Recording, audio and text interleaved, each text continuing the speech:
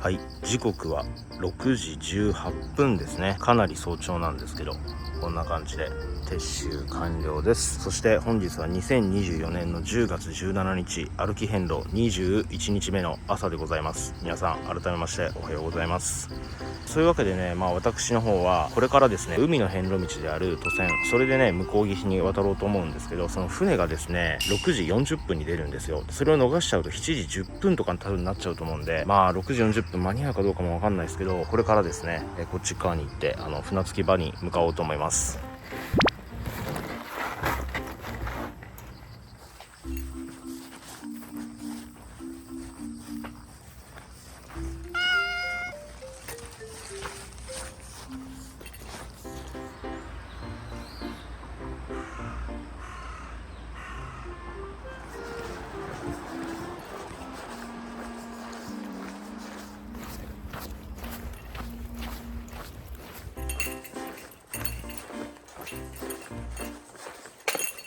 よし、見えてきた。時間は6時32分ぐらいですね。間に合った。県営渡船龍馬は現在運航中です。高知港の津波対策のためゲートを閉じています。ありがとうございます。本当助かります。向こうの橋渡っていくとすごい大回りになるんですよね。ほとんどの人がこの渡船多分使われると思うんですけど、俺は昨日あっちの橋を渡って桂浜に行ってぐるーっと回って一回ここから帰ってきました。これが有名な二度手間ってやつですね。お、開いた。よ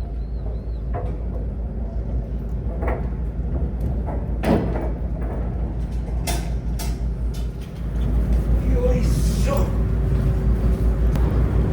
いざ乗船。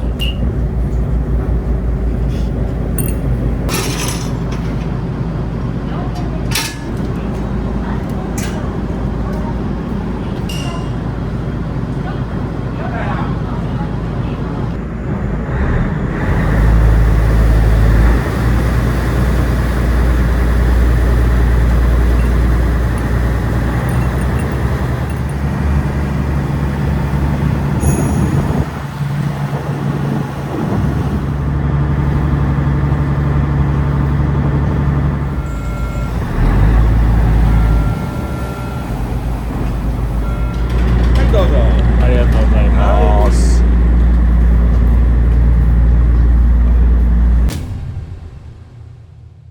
よし、とりあえずこれで一安心ですね。ただ今日はなかなかのハードスケジュール。あわよくば36番の昇龍寺まで行っときたい。昇龍寺までね行っとけば次の日相当楽になるんで、そうですね、ちょっと頑張って歩いていきたいです。さっき渡船のおっちゃんと話してたら、今ぐらいの時間からだったらいけるって言ってましたけど、35番の清滝寺がまあ山道なんで、いやーそれ含めて30キロはね俺の足で行けるかどうかすごく心配なんですけど、頑張れるとこまで頑張ってみようと思います。はい、33番の設計寺ですね。ここは昨日お参り済ませてるんで、もう先に行きます。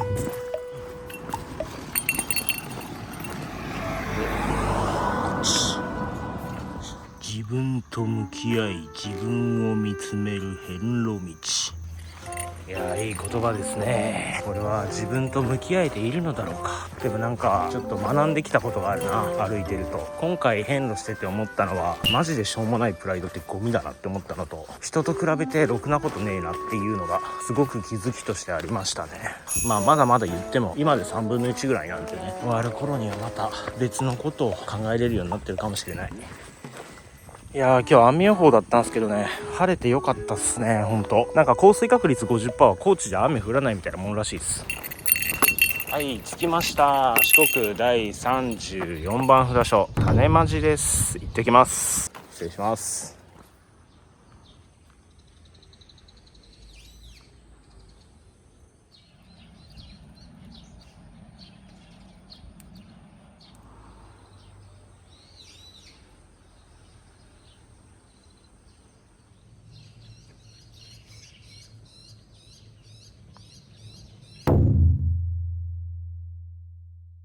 はい、34番種マジ。言いにくいな、種まじって。まあとりあえず34番の種まじですね。お参り終わってきました。で次のね35番の清滝寺までがだいたいこっから10キロぐらいで、後半は坂道になるんで、ちょっときついかもしれないんですけど、頑張ってねそっちまで行きたいと思います。でさっきのね種まじですごいものを見せてもらって、初めて見たって言ってもいいかもしれない。めちゃくちゃちょっと今動揺してるというか興奮してるんですけど、その話はね今日夜ゆっくりお話ししようと思いますんで、皆さん楽しみにしとってください。じゃあとりあえずこの道まっすぐ行ってね清滝寺に向かいたいと思います。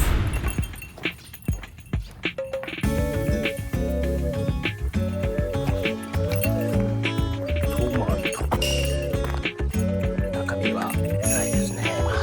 行中です。ウィスパーいただきます。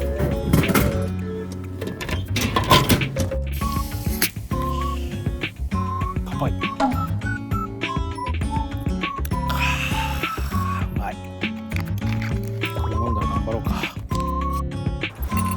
はい、土佐市に入ります。そして仁淀川です。すごい仁淀ブルーってやつですね。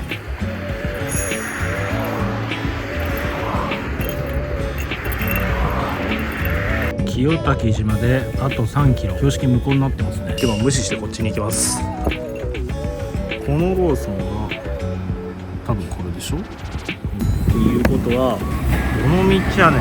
これか。これをまっすぐ行けっていうこと。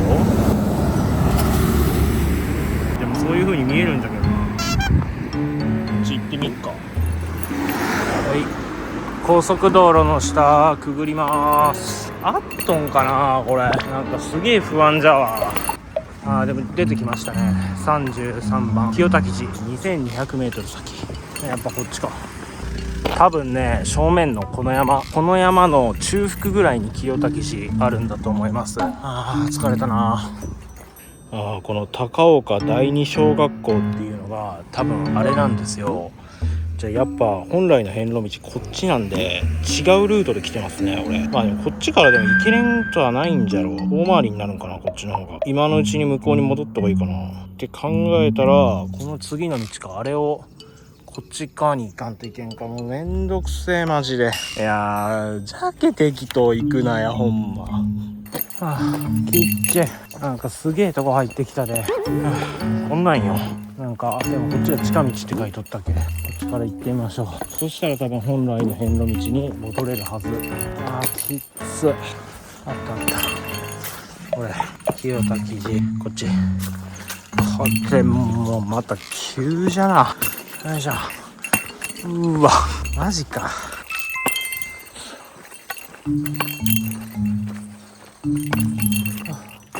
来た清滝寺こっち。多分ねこれが正式なルートだと思うよ。ほら心を洗い心を磨く遍路道って書いてますよね。やっぱこっちだ。やっと正式なルートに帰ってきた。きっつ。こんなの行くの。よっこいしょ。正面ですよね道は。はい、正面行きます。もう二度と標識には逆らえません。うわきっち。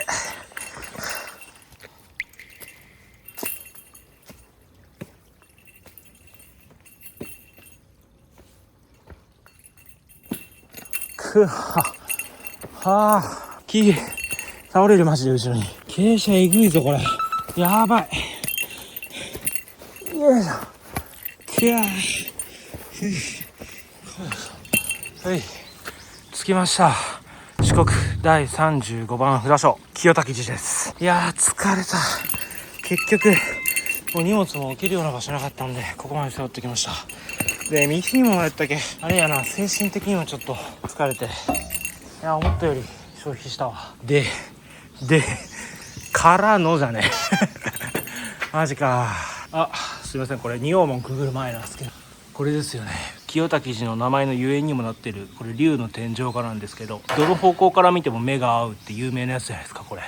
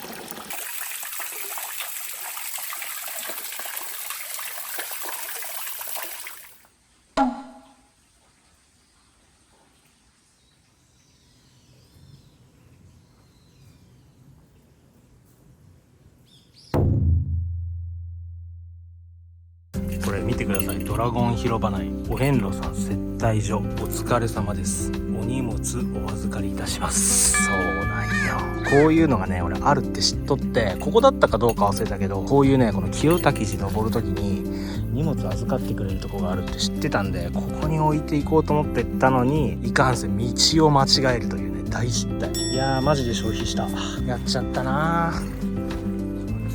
はい、そういうわけで皆さん、さっきのむちゃくちゃ急な坂道あれ下山してまいりました。で今の時間なんですけど、昼の1時ちょい過ぎですね。この後ね36番の昇龍寺、そこにね向かって歩いていこうと思うんですけど、だいたいこっからの距離があと13キロぐらいだと思います。で今の時間が1時なんで、5時にお寺の農協所が閉まっちゃいますんで、遅くてもね4時、もう最低4時半それぐらいまでに着かないと、行っても農協できないんですよ。なんでちょっと間に合うかどうかっていうのはかなり微妙なんですけど、できるとこまで頑張ろうと思うんで、あと13キロ目指してねここから歩いていこうと思います。ちなみに昇龍寺まで到達できたら今日の歩行距離30キロ超えちゃいますんで、いや俺的には相当頑張ったなってなります。まだ行ってないですけどね。とりあえず歩こう。その前にコンビニ行って飲み物買いてえな。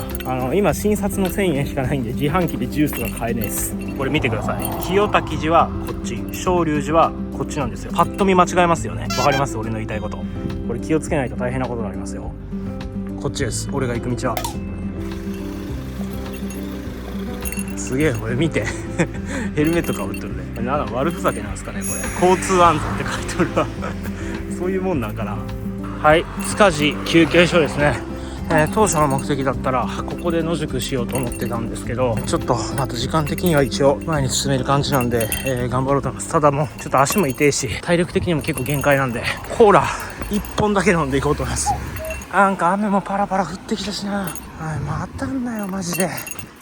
あとちなみにね、こっちの奥の方から塚地峠っていう昔の遍路道、この山を越えていく遍路道なんですけど、その道があって、これ本当はねそっちから行きたかったんですけど、ちょっとね天候も微妙ですし足の状態も悪いですし、時間ももういっぱいいっぱいなんで、今回はですねもう潔く諦めてこっちの車道沿いのトンネルをくぐってから行こうと思います。とりあえずこれ1本だけね飲んだら出発です。よっしゃ出発じゃ。何時？3時半か。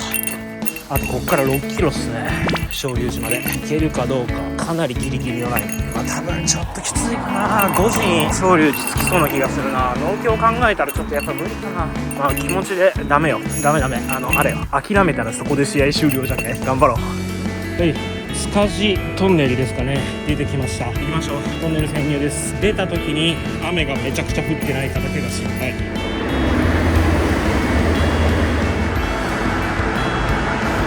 よっしゃ出た。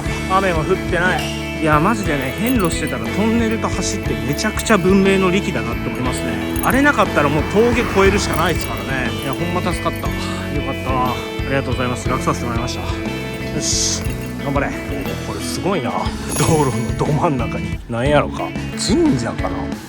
はい、皆さん見えてきましたよ。この長い大きい橋あるじゃないですか。これを渡ったら多分この辺に昇龍寺あると思います。あとちょっとです。頑張りましょう。そして街中からすごく鰹節の匂いがしてますね。なんていうか出汁の匂いというかね。この辺はこう鰹節工場が多いらしいですね、聞いた話によると。めっちゃ美味しそう。お腹空いてきた。はい、宇佐大橋入ります。そしてちょっと雨降ってきた。あとちょっとだけ降らんでくれ頼む。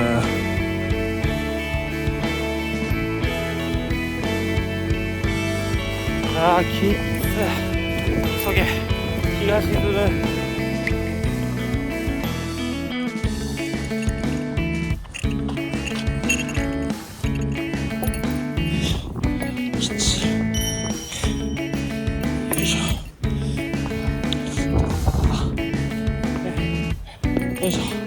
はい、到着です。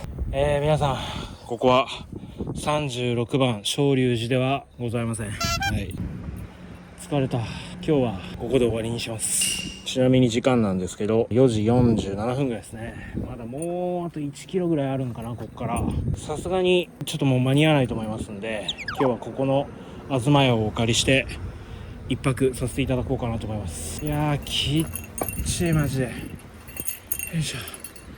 よう歩いたほんま。だって朝6時に出発したけ、なんだかんだで12時間近く、11時間ぐらい、距離で言うとね多分33キロぐらい、30キロも確実に超えてます。今までで一番距離歩きましたね。いやー疲れた。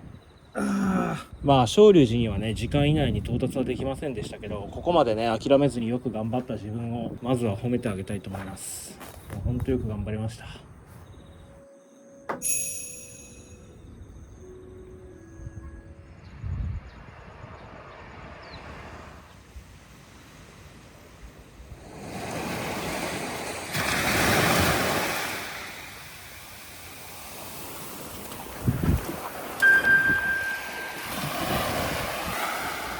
ちょっとさっきのパーキングエリアのとこ自販機がなかったんで、なんかすぐ近くにね道の駅みたいなのがあるんですよ。そこに自販機あればいいなと思ってうろうろしてたんですけど、とんでもないものを見つけてしまいました。見てくださいこれ。震え立つ見た瞬間に土佐流温泉だとってなってこれ日帰り入浴とかできるんですかね。いやできるんだったらマジで神っとるわ。いやーちょっと見てみよう。嘘だろマジで。日帰り温泉昼14時から21時、最終受付20時、750円、手ぶら入浴セットもあるだと。いやこれはちょっと神っとるわ。いややっぱ頑張ったらいいことあるんじゃな。風呂入ろう今日。いやよかったマジで、ほんまに嬉しいわ。これで中にコインランドリーとかあったらマジで神がかっとんだけどな。土佐流温泉3要素。いや俺この名前マジで一生忘れんわ。三谷建設工業と同じぐらい忘れん。ちょっとでかい荷物で邪魔になるかもしれないんですけど、お連れ様だけここに入れさせていただいて、よいしょ行ってきます。はい、時刻は8時15分ですね。我が家に帰ってまいりました。いやーもう温泉最高でしたね。でついでにね洗濯もさせてもらいました。しかも洗濯機は無料、乾燥機は20分で100円っていうめちゃくちゃ良心的なお値段です。もうほんとねあちらの3要素でしたかね。あちら側にはね足向けて寝れないんで、今日はねあっち側に頭向けて寝ます。そういうわけで本日の寝床の設営もしたんですけど、今日はねこういう感じで寝てみようかなと思います。椅子と椅子、まあ多分これテーブルじゃなくて両方椅子だと思ってるんですけど、この椅子と椅子の間に、ネイチャーハイクのインフレータブルマットを置いて、モンベルのダウンハーガーシャープ2、これを置いてここで寝ます。はい、ガチ野宿です。で、ここで、リビングというかまあそんな感じでご飯食べたりするところですね。で10年前にね遍路してる時も俺ここでね確か野宿させてもらったんですよ。そしたらね深夜の2時か3時かそれぐらいの時に多分地元の若者たちがバイクやら車やらでブワーって10人ぐらい入ってきて、もうここでねワーワーワーワーしてたんですよ。でそれで俺目が覚めてちょっとうるせえなと思ってこのままむくって起き上がったら、うわーもうみんな一気にビュンって帰っていったんですよ。いやーもしかしたらねこの辺の地元でこのパーキングにはお化けが出るっていう話になってるかもしれないんですけど、大丈夫です。安心してください。あれ俺なんでお化け出ません多分。というわけでね、今日はこんな感じで10年前の遍路を思い出しながらここでねもう一泊させていただこうと思います。よろしくお願いします。じゃあ時間もねもうほんといい頃合いなんで、もうお腹も空いたしね、ぼちぼちご飯作っていきたいと思います。おっしゃー、じゃあクッキングしていきますか。ちょっと風がまあまああるんでねそれが若干心配なんですけど、まあ大丈夫でしょう。じゃあシェラカップセッツ、水投入。まずはシェラカップでお湯沸かします。沸きましたね。じゃあ火止めます。そして今日の晩ご飯なんですけどこれです。アルファ米の五目ご飯、まあいただき物なんですけど、これにまずお湯を入れます。今回の遍路でこのアルファ米いろいろ使いましたけど、お湯で作るの今日初めてですね。ずーっと水でやってた今まで。水だったら1時間かかるんですけど、お湯だったら15分でできるんでいいんですよね。そして圧倒的にお湯で作るのうまいです。じゃあ15分待ちますんで15分後に移動。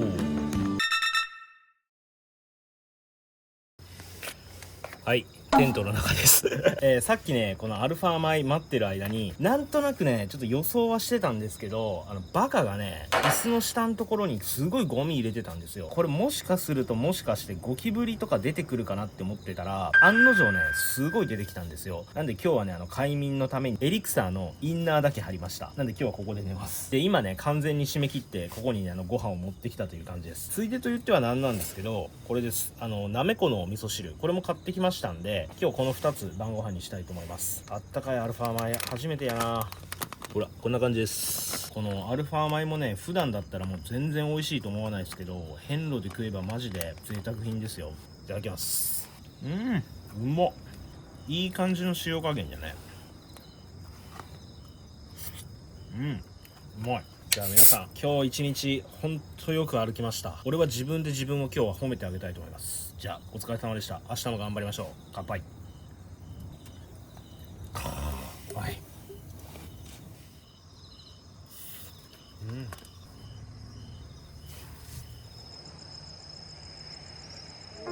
はい、じゃあなめこ汁とこのアルファ米の五目ご飯、これ食べ終わりました。いやーやっぱお腹空いてたこともあってめちゃくちゃうまかったですね。でちょっとねデザートと言ってはなんなんですけど、これです。31番の竹林寺、そこのね羊羹が結構有名で、自分もちょっと食べてみたいなと思ってこの竹林寺羊羹を買ってきました。で中はですねこんな感じで3本入りだったんですけど、1本ねお接待しに来てくれた視聴者さんにあげました。なんで2本なんですけど、これちょっと食べてみます。これ本当にねすごい有名な羊羹で、自分がね竹林寺行った時にツアーのお遍路さんがいっぱい来てて、その時にねこっそり買われたらしくて、これラスイチでした。ちょうどよかったですよね。こういうのも巡り合わせだよって竹林寺のお姉さんが言ってたんですけど、でこれねちょっと開け方が特殊で、蓋と中蓋で筒の底を押し出して羊羹を糸で切ってお召し上がりくださいっていう感じなんですよ。蓋が多分これでしょ。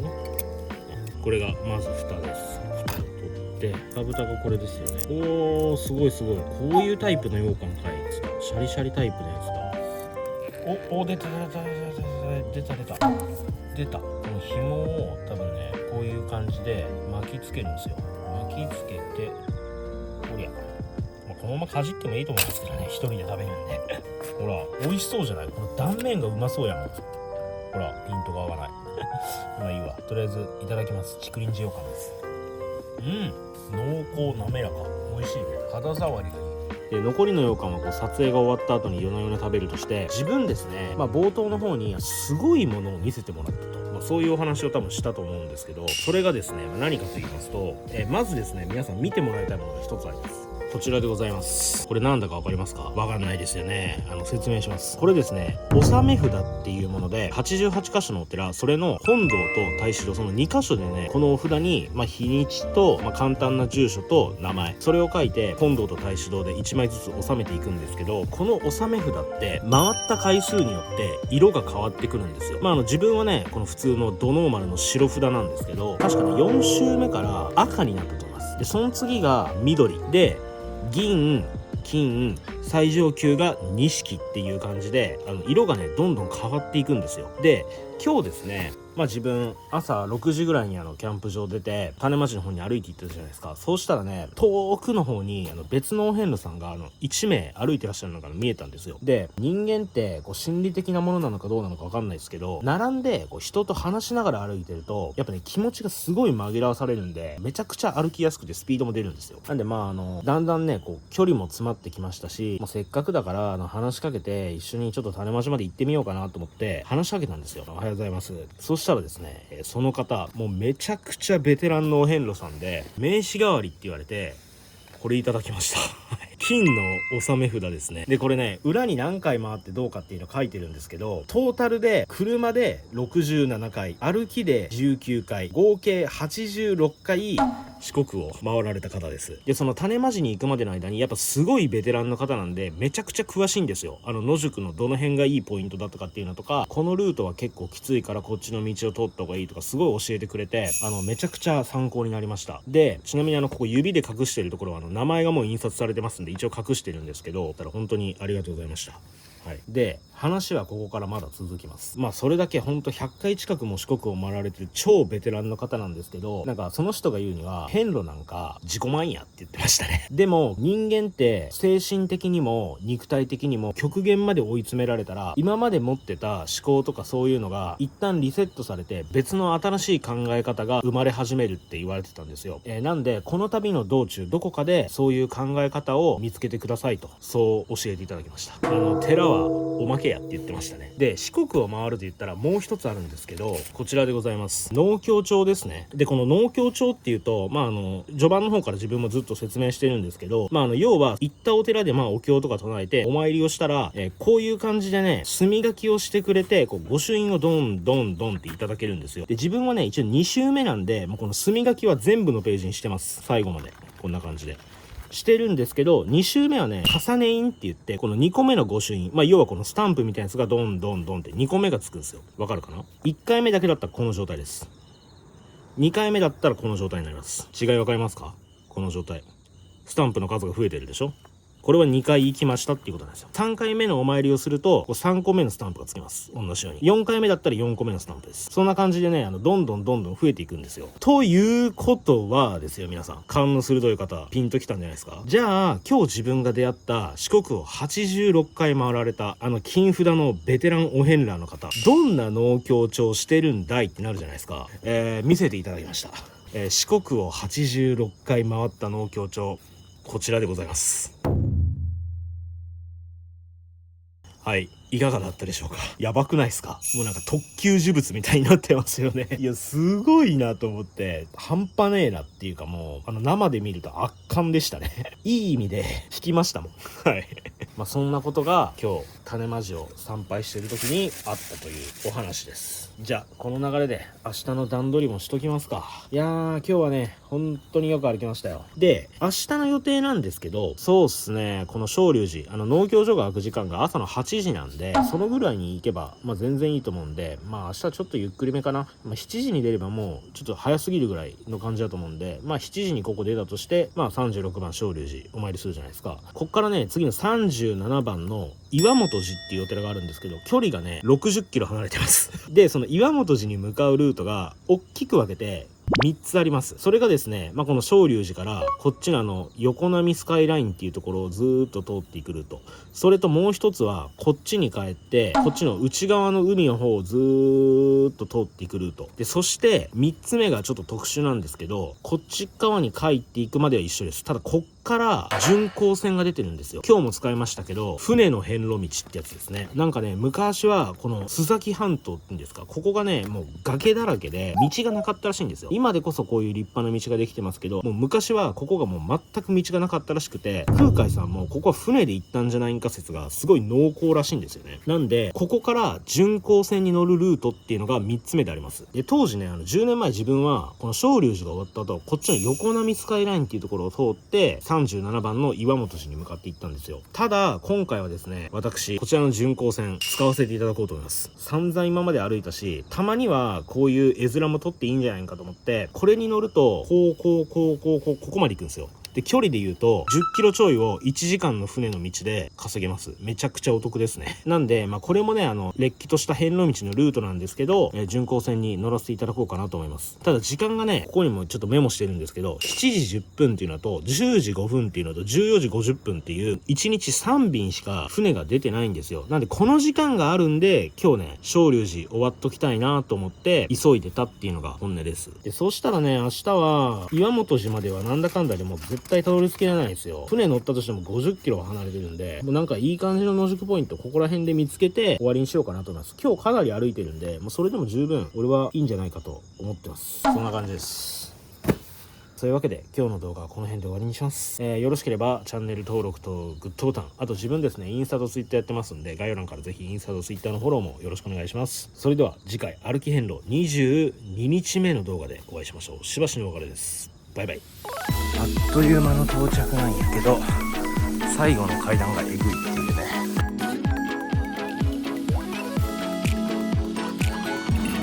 今日穏やか、めっちゃ穏やか。今度電車あった。マジでずっとトンネルだったよね。無事到着。須崎名物前の店です。せーの、わあ、